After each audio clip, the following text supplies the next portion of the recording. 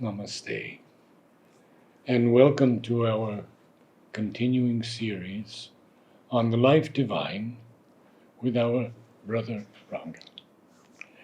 We are in chapter 22, the problem of life, beginning with about the third paragraph. This results. So,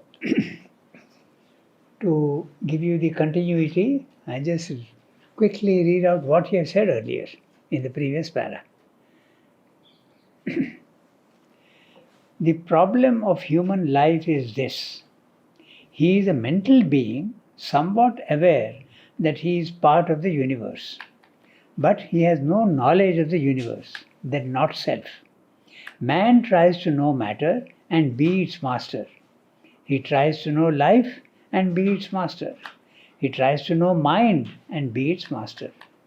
He tries to know himself and the world and become master of himself and the world. This is the constant urge and aspiration in him. Until he achieves it, he cannot rest. Either man must himself become Superman or give way to another species who will be as superior to man as man is to the animal. This is what he has said in the previous para. He has defined the problem of life. Now we go to the next paragraph. This results from the very logic of things because the mental consciousness of man, not being the completely illumined consciousness entirely emerged out of the obscuration of matter, but only a progressive term in the great emergence, the line of evolutionary creation in which he has appeared cannot stop where he now is, but must go either beyond its present term in him or else beyond him, if he himself has not the force to go forward. Mental idea, trying to become fact of life, must pass on till it becomes the whole truth of existence, delivering itself out of its successive wrappings, revealed and progressively fulfilled in the light of consciousness and joyously fulfilled in power. For in and through these two terms of power and light, existence manifests itself, because existence is in its nature consciousness and force. But the third term in which these, its two constituents, meet, become one and ultimately fulfilled, is satisfied delight of existence.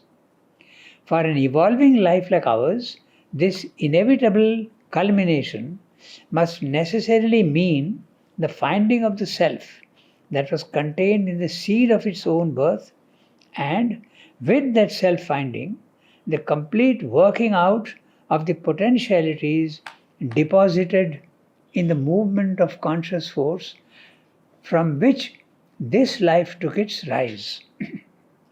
The potentiality thus contained in our human existence is Satchidananda realizing himself in a certain harmony and unification of the individual life and the universal, so that mankind shall express in a common consciousness, common movement of power, common delight, the transcendent something which has cast itself into this form of things.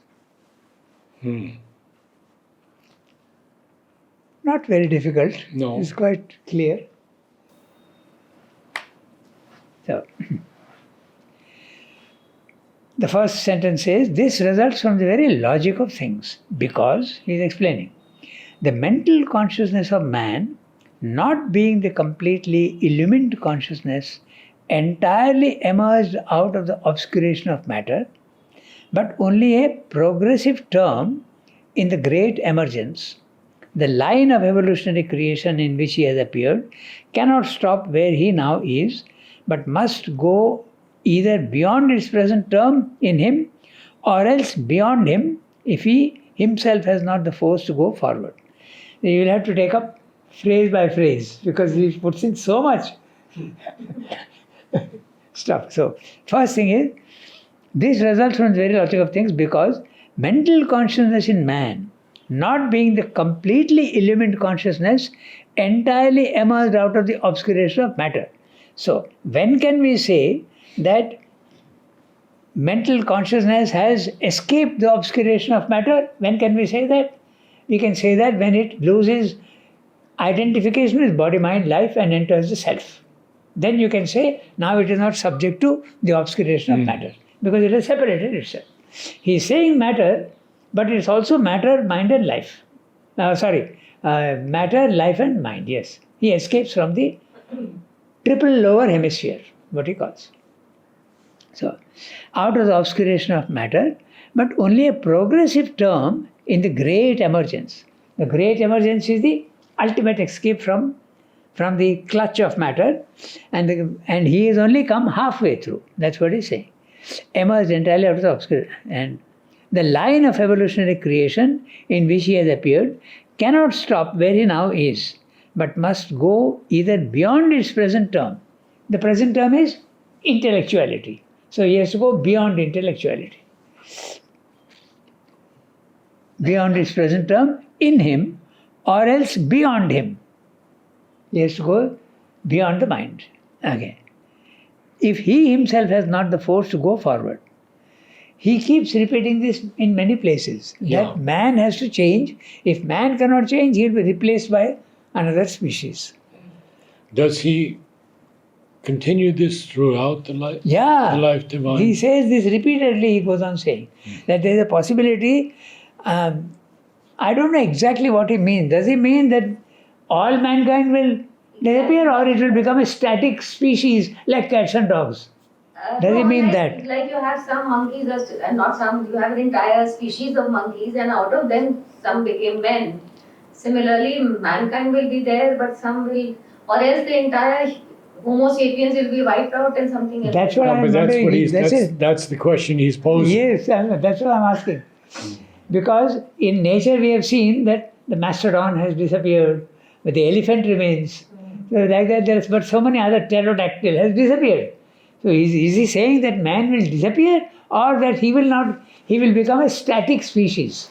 Of course, at the end of Savitri, he speaks of the higher man lifting up the lower mass, and they evolve, not into the supramental. But then Mother, in the last years, says that she doesn't know if our present form is going to remain, going to continue. Yeah, but then she has also spoken of the overman. Yes, she has. And the overman is man evolved a little further. But there will be progressions from that. Of But course. some will not progress. So my question is, why does he keep repeating this possibility unless it's a real possibility? He says this in many places. Exactly. I suppose he's opening up the door for all possibilities. Could be like that. But anyway, finally Mother said that it will be man who will evolve.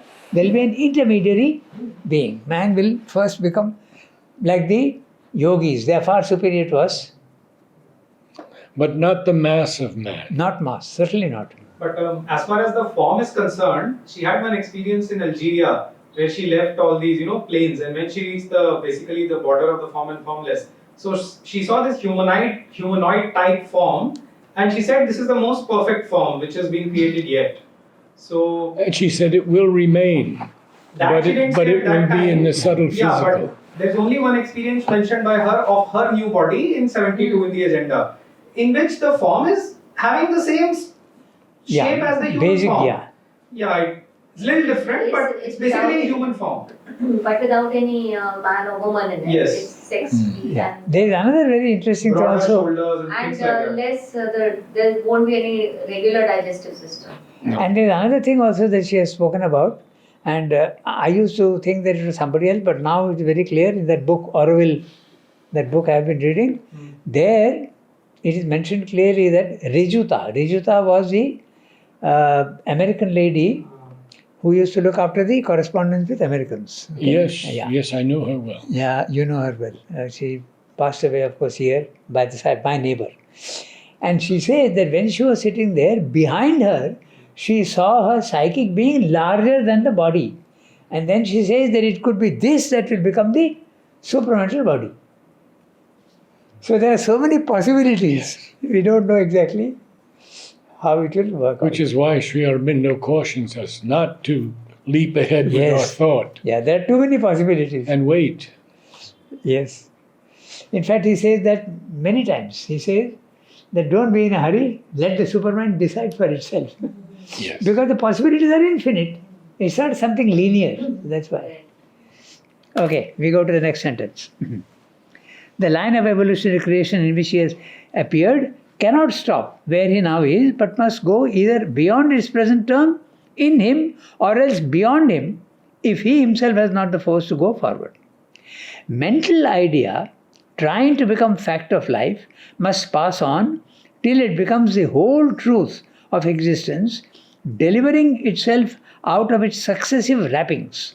So, which are the successive wrappings? Body, life and mind. These are the wrappings and he has to go beyond that. Revealed and progressively fulfilled in light of consciousness and joyously fulfilled in power.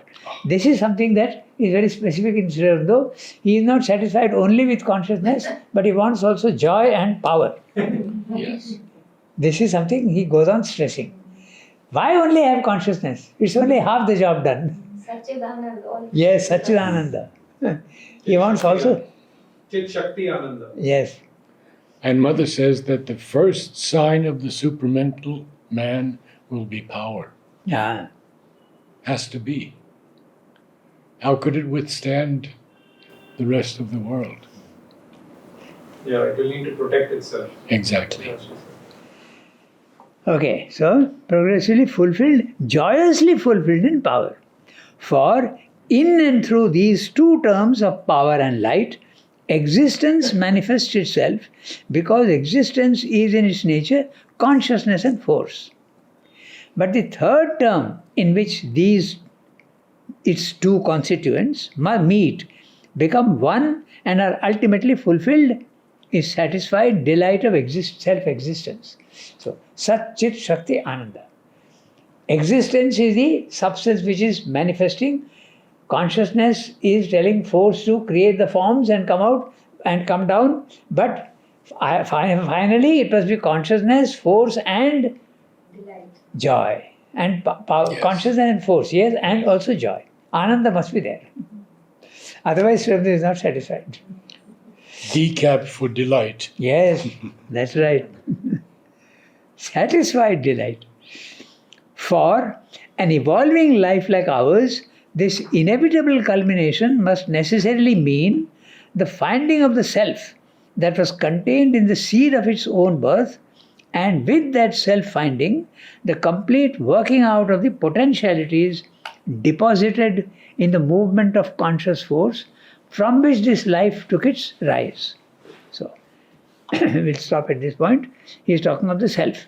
The self is, when you get the self, this he spent a lot of time on this. The self is when you make your mind silent, your consciousness rises, loses identification with body, mind, life, becomes immutable, infinite, featureless. But that's the only thing which is real. The rest of the world is unreal, and that is only reality. But it has no form, no shape, no color, nothing. Totally featureless. That's why it is ineffable. You can't speak about it. But that's the reality. That's the only reality. It's the stuff from which everything else comes out. That which is featureless creates all the features. That's the self. So you go to the self, and in the self also, all these things are there hidden. But when you are in the self, normally you get only a peace and a release, a freedom from the body, mind, life. But he wants not only peace, but he also wants power and joy. Go even higher up. And that, he's saying, is already there in seed form in the self. We read that sentence again. For in an evolving life like ours, this inevitable culmination must necessarily mean the finding of the self. That was contained in the seed of its own birth, and with that self-finding, the complete working out of the potentialities deposited in the movement of conscious force manifestation. Conscious force, when it moves, it creates a world. From which this life took its rise. Now that's another thing he's saying here. Sat becomes matter, Chit, conscious force, becomes life, Supermind becomes mind, Ananda becomes a psychic being. There is a correspondence. And because this correspondence is there, a divine life on earth is possible. So, the potentiality thus contained in our human existence is Satchidananda, realizing himself in a certain harmony and unification of the individual life and the universal. There is a cosmic consciousness. When you go to the self, you have the cosmic consciousness. Not always. Sometimes you don't have the cosmic consciousness. The cosmos disappears. In fact, it says in Life Divine, when you make your mind silent and go to the self, 3 possibilities. Either the world disappears and becomes, you have the nirvana experience, or you are in the cosmic consciousness and the world is real to you and you embrace it, or the world is unreal but you don't jump to conclusions, you wait until that emptiness starts filling up with power and joy and other things. So What why does he capitalize himself if it's not male? He is talking of, where is it here? Himself, because he is referring to Satchidananda. Okay.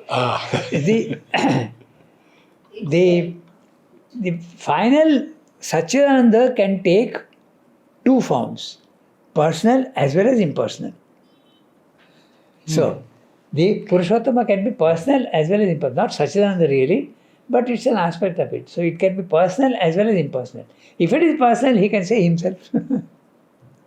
It can be both. What he says is that in the Vedantic, they take the masculine, in the Tantric side, they take the feminine. No, he is asking why he is putting a himself in H capital. H cap. So it could be equally herself, or it could be itself, and the I could be capital. Yes. He could have said itself also. Himself, herself is when you personalize it, but if it is itself, then it is an impersonal aspect. Yes, that's right. He could have said itself also. Okay. In a certain harmony and unification of the individual life with the universal, that's a cosmic consciousness. So that mankind shall express in a common consciousness, common movement of power, common delight, the transcendent something which has cast itself into this form of things. The form of things is the physical world. And, pardon? Again, S capital. S capital. I was looking at Something. Transcendent something which has cast itself into this form of things. I think that's his humor. Transcendent something. This last sentence reminds me of the Vedic verse from the 10th mandal. Sam gachatvam, sam vadatvam. Yeah. The same thing, the common movement of power, common. It's beautiful, it is. So, this description that he is saying, common consciousness, common movement, common power, common delight, it is a description of the supramental race, where there is no disharmony at all among the different constituents of that group. All are at a level of consciousness which is so high, there is no ego. And very interesting, he is described in the last chapter of the Life Divine. He says that in that society, today you are maybe a captain of something, you are a leader, tomorrow you will become your rank will go down, but there will be no reaction at all. It depends on the work to be done, and rank has no importance. Today you may be a leader, tomorrow you will be a follower.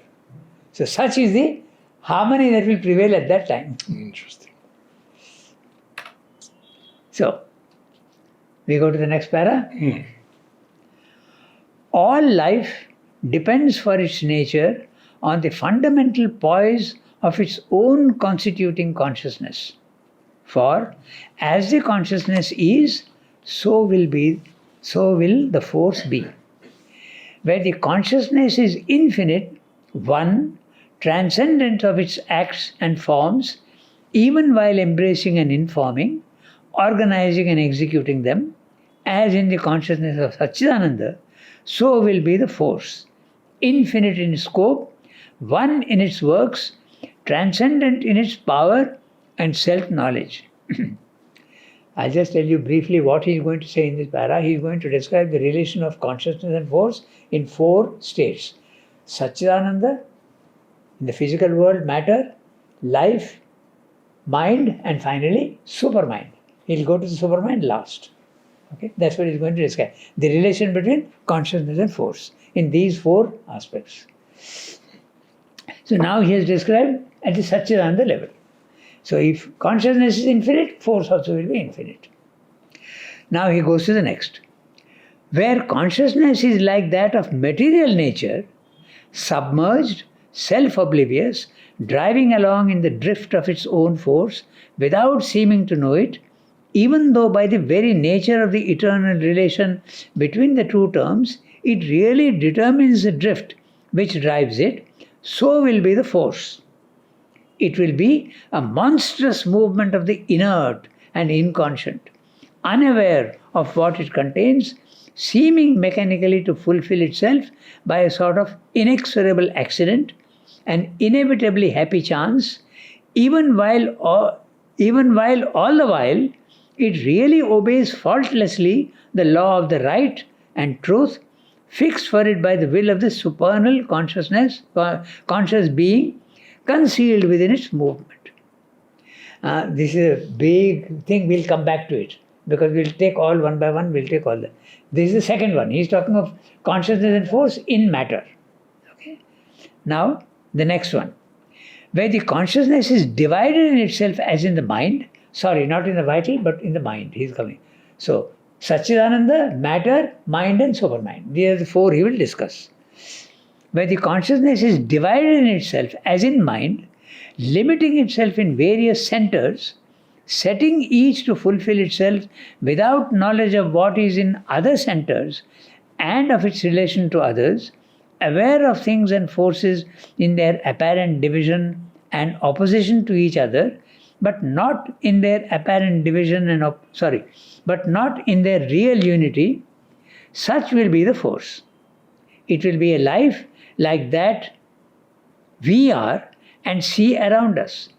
It will be a clash and intertwining of individual lives, seeking each its own fulfillment without knowing its relation to others, a conflict and difficult accommodation of divided and opposing or differing forces, and in the mentality, a mixing, a shock and wrestle, an insecure combination of divided and opposing or divergent ideas which cannot arrive at the knowledge of their necessity to each other or grasp their place as elements of that unity behind which is expressing itself through them and in which their discords must cease. There is a mental life. He is describing the mental life. Now, the last one. But where the consciousness is in possession of both the diversity and the unity, there is a supermind. Where it is in possession of the diversity and the unity, and the latter contains and governs the former, where it is aware at once of the law, truth, right of all, and the law, truth, and right of the individual, and the two become consciously harmonized in a mutual unity, where the whole nature of the consciousness is the one knowing itself as the many, and the many knowing themselves as the one, there the force also will be of the same nature. It will be a life that consciously obeys the law of unity and yet fulfills each thing in the diversity according to its proper rule and function. It will be a life in which all the individuals live at once in themselves and in each other as one conscious being in many souls, one power of consciousness in many minds, one joy of force working in many lives, one reality of delight fulfilling itself in many hearts and bodies. So, the four categories, but he has gone into so much detail, it's worth looking at what he's saying. Okay? So, again, just to make it clear, first he is describing the relation of consciousness and force at the Satchidananda level, at the material level, at our normal human level, the mentality, and then finally the supermind. He is describing the relation between consciousness and force. So we go back. Because he packs in He doesn't keep it simple. He makes it very, very complex by putting in lot of information. Okay. All life depends for its nature on the fundamental poise of its own constituting consciousness. Okay? It depends on the consciousness, the life. For as the consciousness is, so will the force be. Where the consciousness is infinite, one, this is the description of the Satchidananda. Where the consciousness is infinite, one, transcendent of its acts and forms, even while embracing and informing, organizing and executing them, as in the consciousness of Satchidananda, so will be the force, infinite in its scope, one in its works, transcendent in its power and self-knowledge. Where the consciousness is like that of material nature, now he has come to the material, okay? So, the first one is clear. Infinite and it is transcendent. Force also will be transcendent. Not depending or not related to the action in the physical world. Where the consciousness is like that of material nature, submerged, self-oblivious. Look at each word carefully. Submerged. Consciousness is submerged in matter. There doesn't seem to be any consciousness in matter. Self-oblivious. The consciousness has forgotten itself. It has plunged into matter and forgotten itself. Driving along in the drift of its own force without seeming to know it. You can give examples to yourself. The wind is flowing, the sunlight is coming down, the river is flowing, all mechanical force, no energy anywhere. No consciousness anywhere. It seems to be inert and mechanical. Like that of metal, submerged, self-oblivious, driving along in the drift of its own force without seeming to know it. He's saying without seeming to know it. Because consciousness is there, hiding inside the force. Without seeming to know it, even though by the very nature of the eternal relation between the two terms, it really determines the drift which drives it. So will be the force. So, he's saying, although it seems that there is only mechanical energy and no consciousness, really the consciousness is there in the background driving it. Like a It's fantastic. backseat driver. Yes. You have sometimes you speak of a backseat driver who goes on sitting on the back and telling the driver what to do and what not to do. Something like that. So it is there, but in a very, one example of this we can give, the instinct of animals. They do things without the migration that takes place, the plant that seeks for water. All this is the mechanical action it seems to be, but there is consciousness in it. Okay, so there are many examples. Also, Pardon? and force also. There is, behind consciousness, there is force also. Force is most. Yes. Force is the dominant part in matter. But consciousness is hiding. If you go down even to the atomic level, tremendous force, the constant whir of atoms. In fact, man has now discovered how to tap that energy. Matter is energy. But consciousness is there hiding underneath. Or rather, you can put it in another way, force has put it under its leg. It is not allowing it to merge. It has forgotten itself and it is subject to force. Purusha is dominated by Prakriti. You can put it that way. And the consciousness of the cells, would that be about the highest? The consciousness? Of the cells. Yes. That's what Mother was working Yes, on. yes. She was trying to, we transform the body, yogis can transform their mind, can transform their vital. But Mother is in the process of transforming the consciousness in the cell. So that was the level at which she was working. And that would bring about the divine body. Matter itself would be divinized. They're very interesting things, but that would go off the track. So when he says so will be the force, meaning in relation to consciousness, what is he trying to say? So will be the force, I think, without consciousness, inert and mechanical. He says submerged, self-oblivious. So will be the force. No, but then he says even though by the very nature of the eternal relation between the two terms, it really determines the drift which drives it, so will be the force. Yeah. It will be he's explaining, it will be a monstrous movement of the inert and inconscient. That's what he's saying. So both will Consciousness has hidden itself, force also will be inert and inconscient. Yeah, he puts a colon, he doesn't end the sentence. Yeah. Yeah. He's explaining. So will be the force, colon. Where is it gone? It will be a monstrous. Yeah.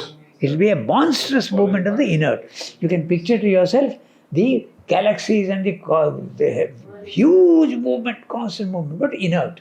No consciousness anywhere, just mechanical energy. The earth also going around the sun. This is only a very minor thing, but if you think of all the galaxies and all the constellations, a tremendous amount of force, but unconscious. So this is at the material level. Okay. Then it will be a monstrous movement of the inert and inconscient, unaware of what it contains. Force is unaware of what it contains. What does it contain? Consciousness.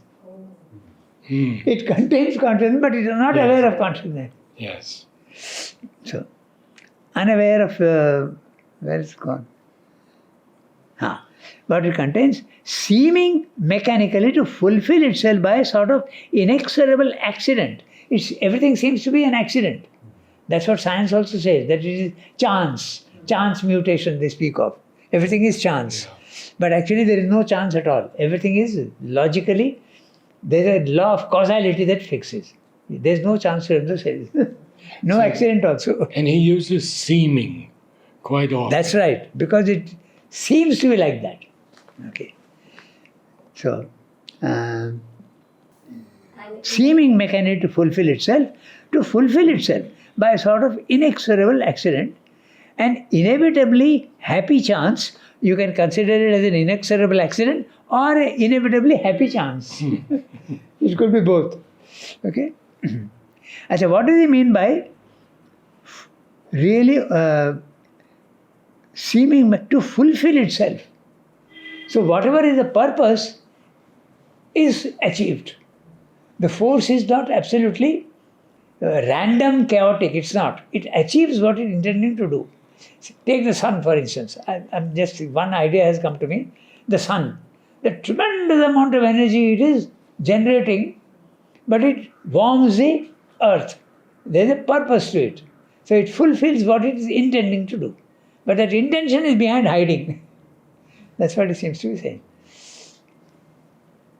So, and also you can also think of the rivers that are flowing from the mountains, okay, mechanical energy, but it is giving life and it is sustaining. There is a logic to it. It sustains life everywhere. So that seems to be the purpose. It is fulfilling its purpose. I would think of it in that way. So, then we come to the next one, where the consciousness is divided in itself, our normal mental consciousness. we missed something. It Pardon? is inevitable happy chance, even okay. while all the while it really obeys faultlessly the law of the right and free. Yeah. So this is okay. We'll look into that. By the Even way, while all the while. obeys faultlessly the law of the right and truth fixed for it by the will of the supernal consciousness concealed within its movement. This you can see in the plant life, and you can see also in the animal life. There is all its movements seem to be mechanical, but there is a purpose to it. I love to give that example of the tree, which the roots are seeking water.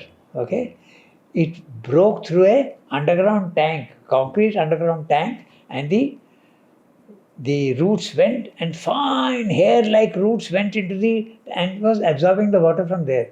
Now, is this not consciousness? But it seems to be mechanical. So there is that.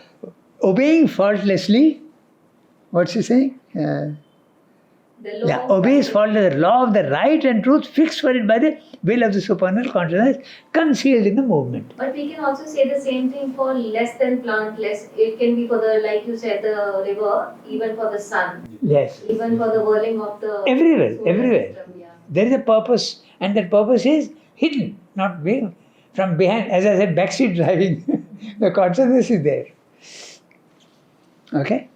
Now he comes to the next one, where the consciousness is divided in itself, as in mind, limiting itself in various centers. Which are these various centers? Human beings. But would he include animals also in it? I doubt. I don't think so. Only human beings. So live in various centers, setting each to fulfill itself without knowledge of what is in the other centers. I don't know what you are thinking, what you are doing, what is your aim. Okay? Totally separated. That's what he's saying. Without knowledge of what is in other centers and of its relation to others, aware of things and forces in their apparent division and opposition to each other. So, apparent division and opposition to each other, but not in their real unity, such will be the force. Again a colon. It will be a life like that we are and see around us.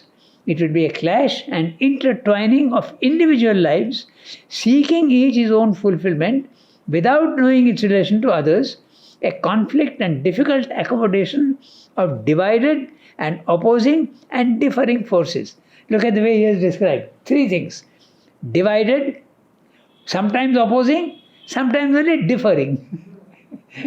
He covers all the cases. Divided and opposing or differing forces, and in the mentality, a mixing, a shock and wrestle, an insecure combination of divided and opposing or divergent ideas. Again the same thing. Divided and opposing, my ideas and your ideas may be opposing or diverge, not fighting with each other, but only divergent. Different but not fighting. Okay. Opposing in divergent ideas which cannot arrive at the knowledge of their necessity to each other. So I don't realize that your ideas and my ideas both are necessary to each other for the harmony of the higher level. That we don't realize. That can be realized only when you have the cosmic consciousness. Then you will see that both are parts of the truth. I think in the last sentence he covers that part. Yes. That's right.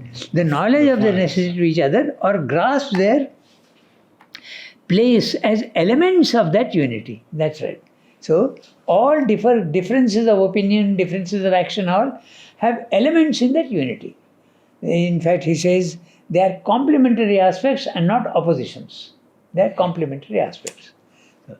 Behind which is expressing itself through them, behind which is expressing itself through them, and in which their discords must cease. So, finally, when you go to the next level of mind, then that discords will cease there. That unity is there, but is expressing itself in this way. And yet the whole is not the sum of the parts. Now, it is more than the sum of the parts. That's right. And this idea of complementary, Yes. that means there shouldn't be any arguments amongst us. There won't be, yeah, that's right. There can be difference of opinion, but no arguments. In fact, in the supramental race, in the last chapter in Life Divine, he says that. He says, difference can surely be there.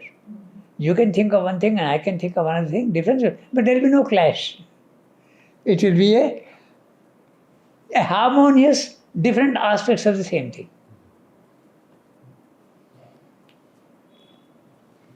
We can give an example of Mother and Sri Aurobindo also, if you want, in that way.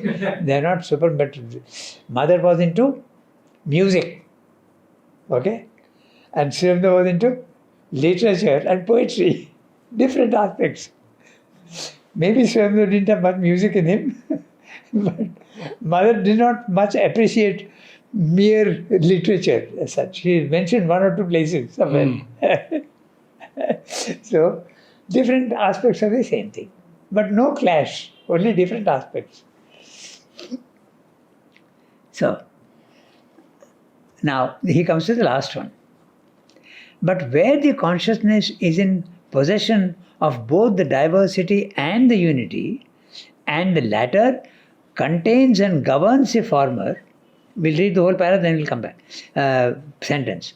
Where it is aware at once of the law, truth and right of the all, and the law, truth and right of the individual, and the two become consciously harmonized in a mutual unity, where the whole nature of the consciousness is the one, knowing itself as the many, and the many knowing themselves as the one, there the force also will be of the same nature.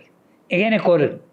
It will be a life that consciously obeys the law of unity and yet fulfills these things in the diversity according to its proper rule and function. It will be a life in which all the individuals live at once in themselves and in each other as one conscious being in many souls, one power of consciousness in many minds, one joy of force working in many lives, one reality of delight fulfilling itself in the hearts and bodies. He's saying in different words, he's talking about the triple status of the supermind. The first status is the complete oneness. You picture it as a sea which is absolutely one, homogeneous everywhere. The second status, the waves start forming.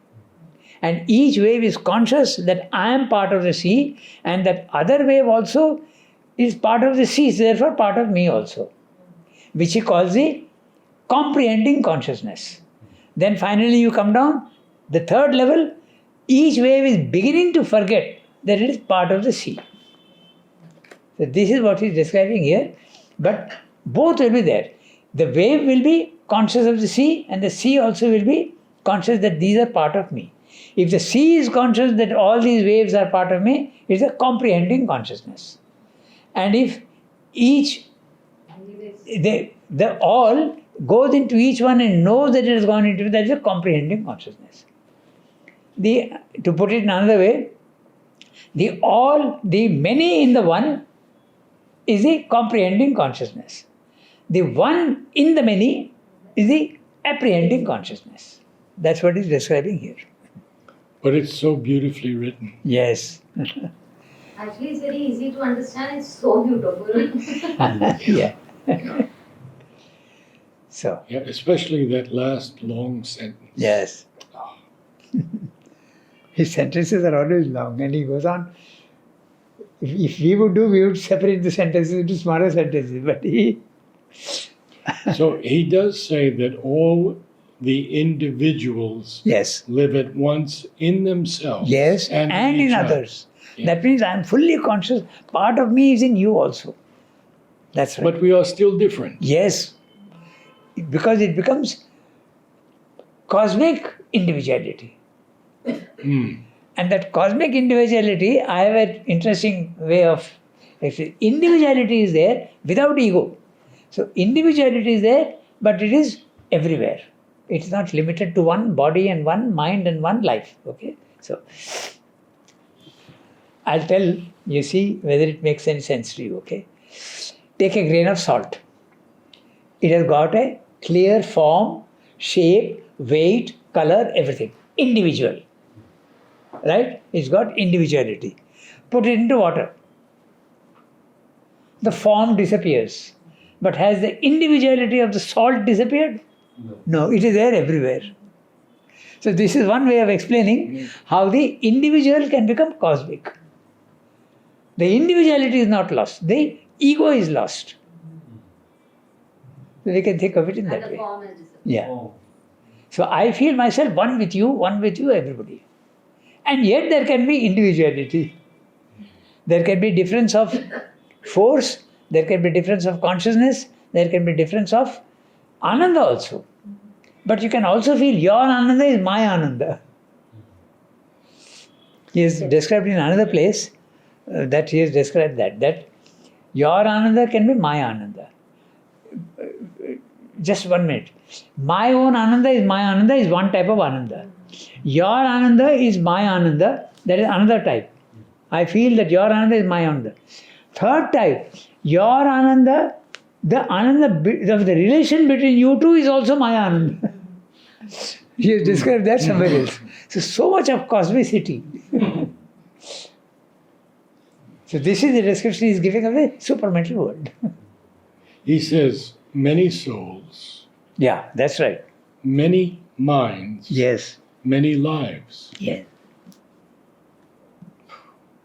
Many minds, many lives, and and many hearts and bodies, but all in perfect harmony, no difference at all. So this would be the culmination of the problem of life. So in the next paragraph, he is actually summing up whatever he has said. So that's a very short one. We can do that tomorrow. I have one question. He's making a difference here between law and right. In the Veda, it's generally Satyam, which is truth. Satyam Ritam. Satyam, Ritam, Brihatam. Yes. But Satyam is truth, Ritam is right, even the sound is the same. And Ritam is normally what becomes Dharma later on, and Dharma is translated as law. That's my understanding. So, why is law and right two different words here?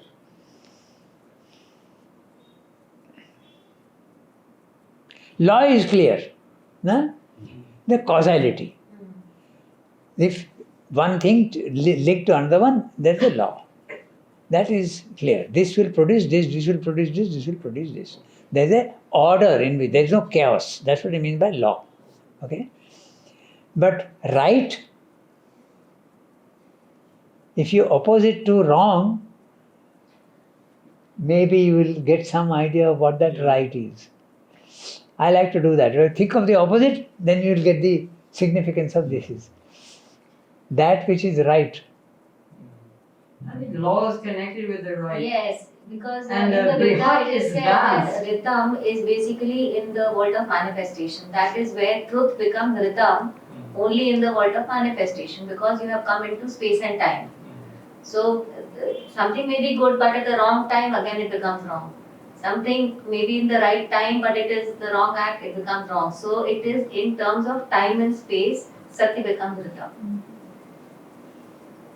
Because Dharma is Ritam, but Brihat is the vastness, as I understand. Yeah, vastness. Ritam. Brihat is the infinite, Brihat vastness. is the vastness. I don't think it's connected to Dharma. Okay. Thank you, Ron.